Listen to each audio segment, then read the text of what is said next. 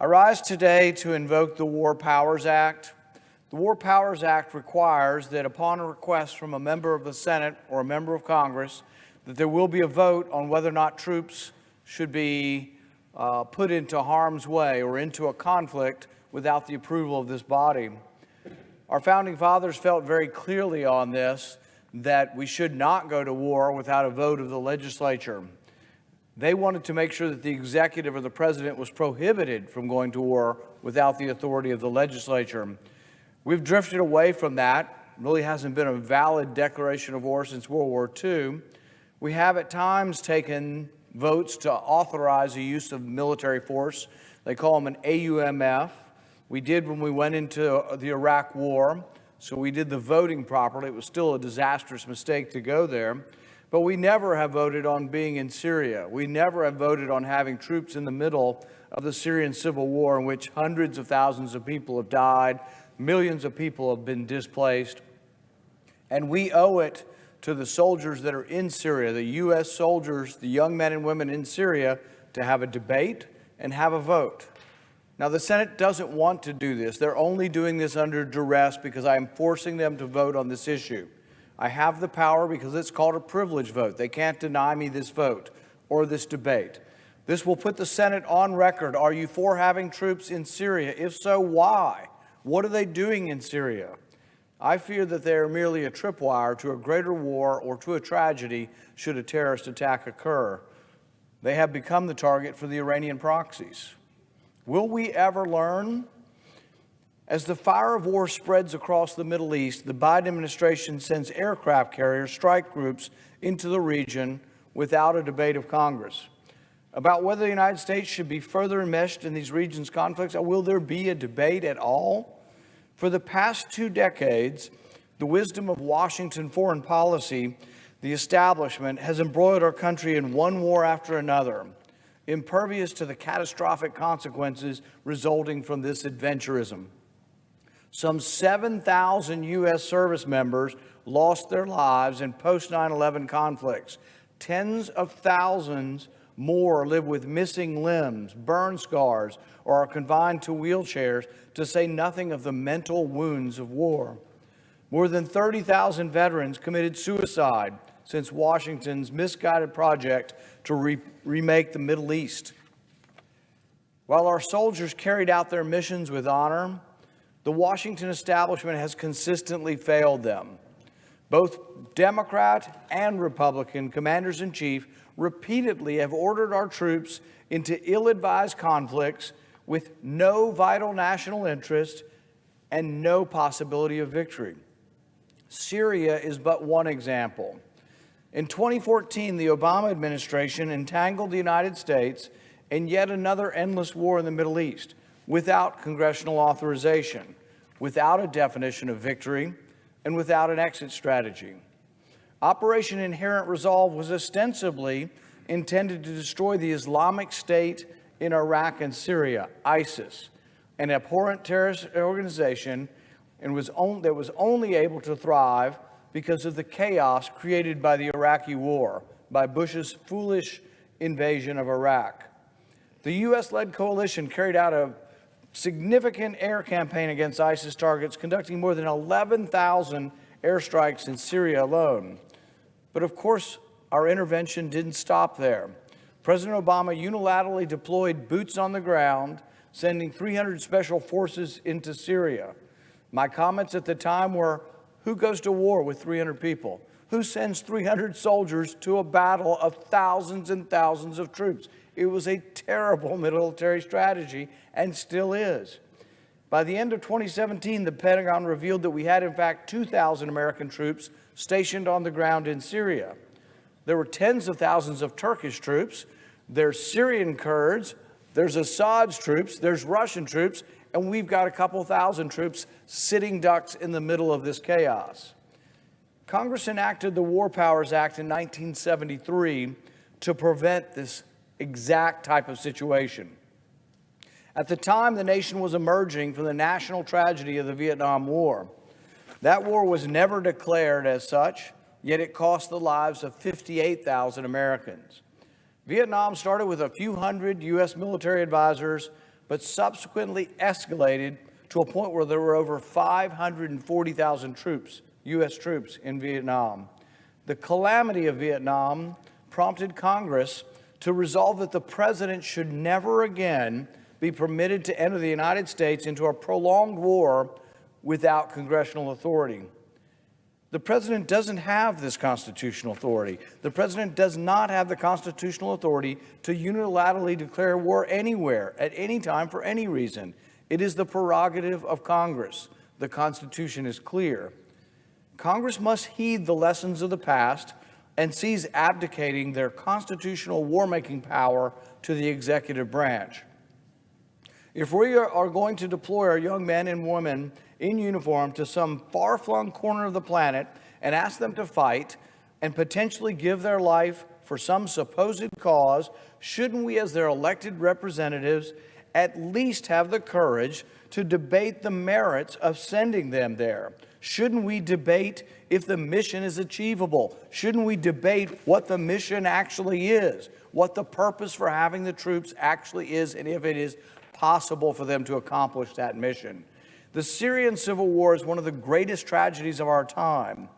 For the past 12 years, the Syrian people have endured unimaginable suffering. That country has been torn apart, beset by conflict from within and without. The Syrian Observatory for Human Rights estimates that the war cost the lives of 600,000 people. The United Nations claims that more than 6.8 million people are internally displaced, and another 5.2 million people live as refugees abroad. It's a disaster. Today, some 90% of the Syrian population lives in poverty. The war, which began as a civil uprising of the Syrian people against the regime of Bashar Assad, quickly transformed into a global catastrophe as other countries, militias, and terrorist groups turned Syria into their own proxy battlefield.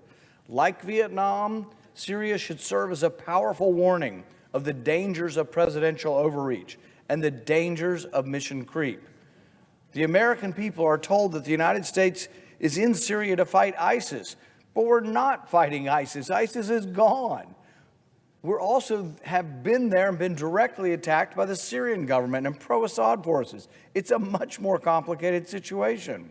We've targeted Iran's Islamic Revolutionary Guard and Iranian-backed proxies. We've targeted every stripe of jihadist and militia group that we can find in the region, which is lots. In 2018, then CIA Director Mike Pompeo admitted to the Senate Foreign Relations Committee the United States has even killed a couple hundred Russians who were in Syria as part of the Wagner Group. We've also had American troops take fire from our own NATO ally, Turkey.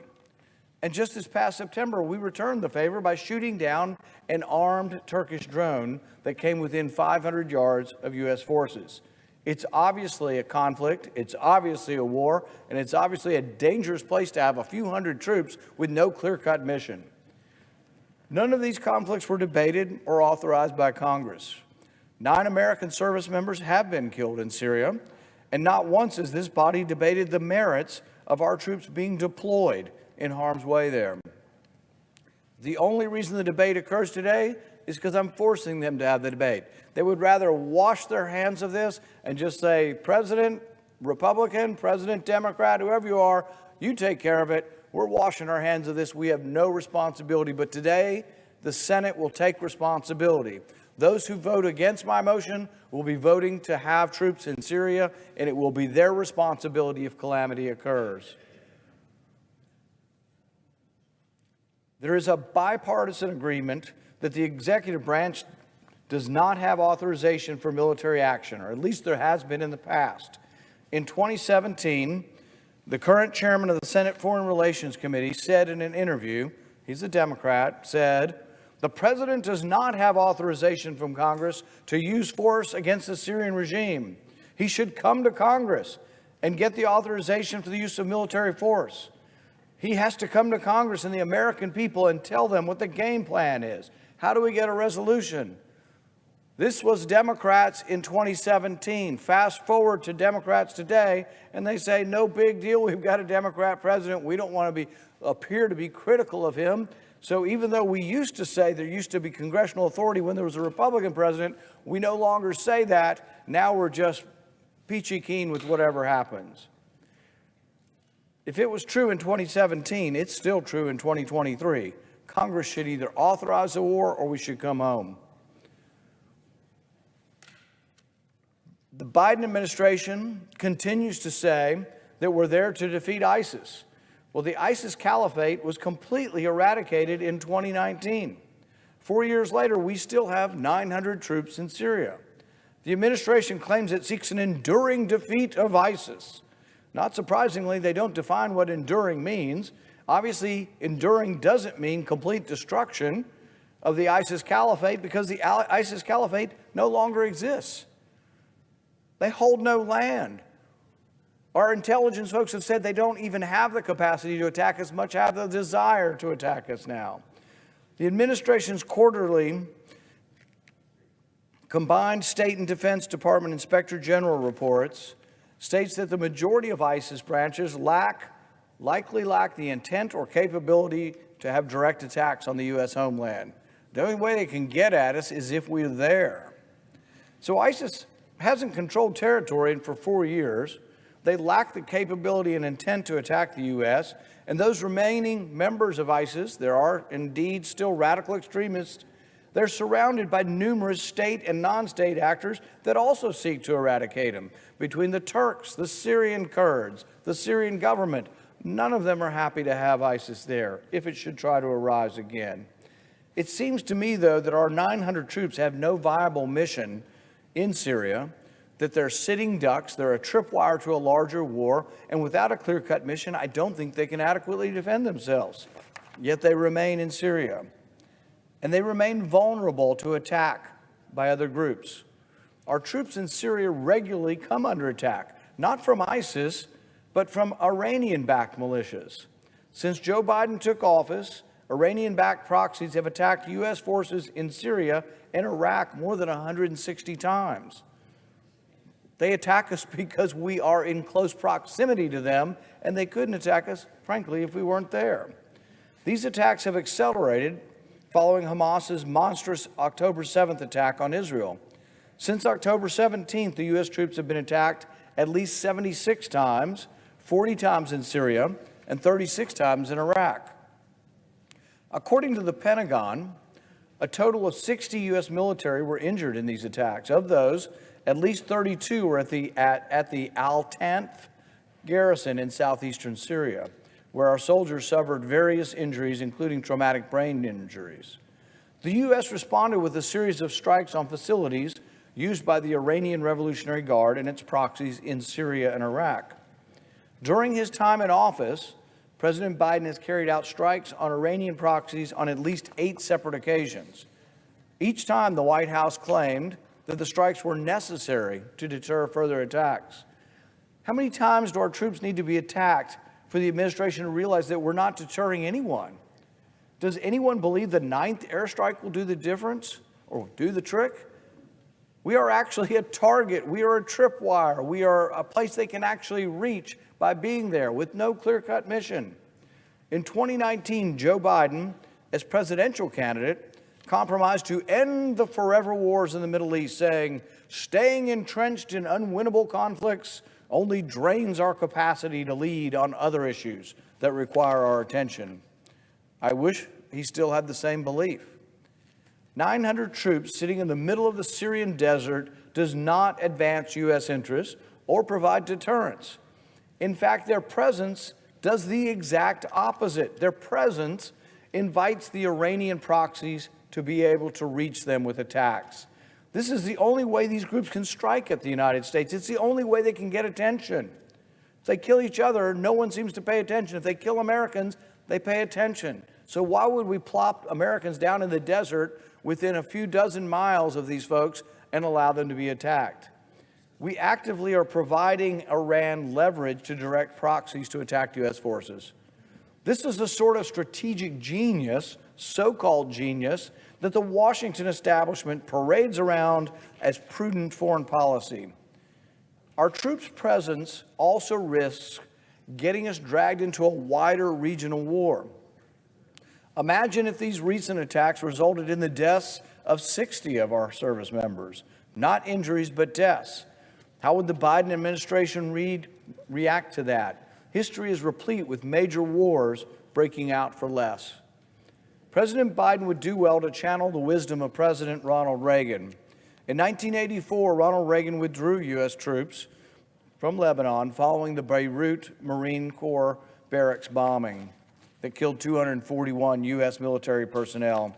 Remarking on the decision in his autobiography, Reagan wrote, "In the weeks after the bombing, I believed that the last thing we should do was to turn tail and leave. Yet the irrationality of the Middle Eastern politics forced us to rethink our policy there. If there would be some rethinking of policy before our men die, we would have been a lot better off. If that policy had changed more of a neutral position, if that policy had become more of a neutral position and neutrality, those 241 Marines might still be alive." President Reagan made the right decision in 1984, and we now have a chance to make the right decision in 2023 without any more American service members being injured or killed. The American people have had enough of endless wars in the Middle East. The American people have had enough of the uniparty, the Demo-Publican Party, directing their sons and daughters to fight and risk their lives in these internecine conflicts when the United States is not directly threatened and no vital U.S. interest is at stake. My War Powers resolution that I put forward today offers the American people an opportunity to see how clearly their elected senators view our unconstitutional, unnecessary, and dangerous presence in Syria. This vote makes it impossible for senators to avoid voting or stating their opinion on having troops in Syria. Today's vote essentially puts every senator on record as being either for or against having U.S. troops in Syria. I urge all my colleagues to muster the courage to reclaim their constitutional responsibilities by voting to remove U.S. troops in Syria. Let's finally bring our troops home.